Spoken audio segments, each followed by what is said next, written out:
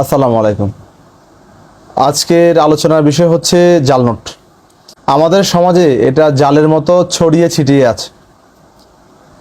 জাল নোটের কেউ যদি কারবার করে বা অথবা উৎপাদন করে অথবা বহন করে, তাহলে তার কি শাস্তির বিধান আছে সেটা কি আপনারা জানেন? চলুন জাল নোটের শাস্তি কি কি আছে তা সম্পর্কে একটু আপনাদেরকে দেখিয়ে নিয়ে আসি। প্রথমত হচ্ছে দণ্ডবিধি 1860 সালের আইনে 489 ক এবং ঘোড়ার ঘতে বলা হয়েছে যে কোনো ব্যক্তি যদি জাল নোট বহন অথবা কারবার অথবা উৎপাদন করে তাহলে তার যাবজ্জীবন কারাদণ্ড অথবা 10 বছরের কারাদণ্ড অথবা অন্য কোনো মেয়াদের কারাদণ্ড অর্থদণ্ডের বিধান রাখা হয়েছে। এটা হচ্ছে 1860 সালের দণ্ডবিধি আইনের 489 ক এবং ঘয়ের অবস্থা। তো এখন মূল বিষয় হচ্ছে যে এই আইন অনুযায়ী যার কাছে জাল নোট পাওয়া যাবে সেই দোষী, আত্মপক্ষ সমর্থনের কোনো সুযোগ এখানে নেই। এবং বাংলাদেশে আরেকটা আইন আছে যেটা হচ্ছে বিশেষ ক্ষমতা আইন 1974।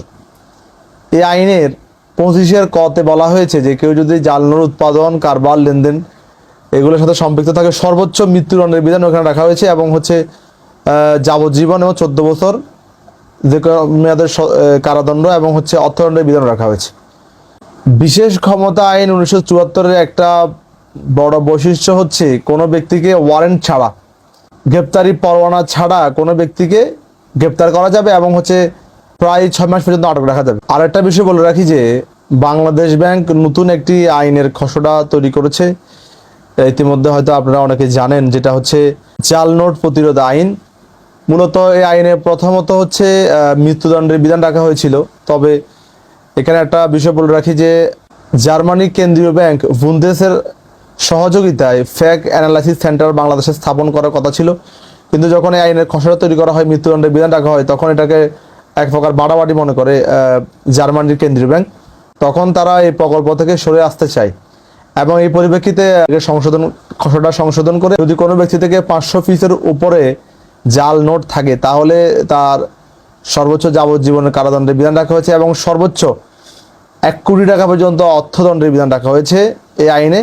এবং এই আইনের আরেকটি বিধান রাখা হয়েছে যেটা হচ্ছে যে কেউ যদি কোনো ব্যক্তি সম্পর্কে যারা জাল নোটের কারবার করে অথবা লেনদেন অথবা উৎপাদন এই বিষয়গুলো সম্পর্কে যদি কেউ তথ্য দেয় তাহলে সরকার তাকে পুরস্কৃত করবে বড় একটা অ্যামাউন্টের। যারা জাল টাকার কারবার লেনদেন করেন তারা এই বিষয়গুলো থেকে এখনই সাবধান হবেন, কারণ আগের দণ্ডবিধি আইনের একটু ঘাটতি থাকলেও বর্তমান যে আইনটি পাশ হতে যাচ্ছে সেটার কোনো ঘাটতি নেই এবং আইন প্রয়োগও খুব দ্রুত হবে। সবাইকে ধন্যবাদ অনেকক্ষণ সাথে থাকার জন্য।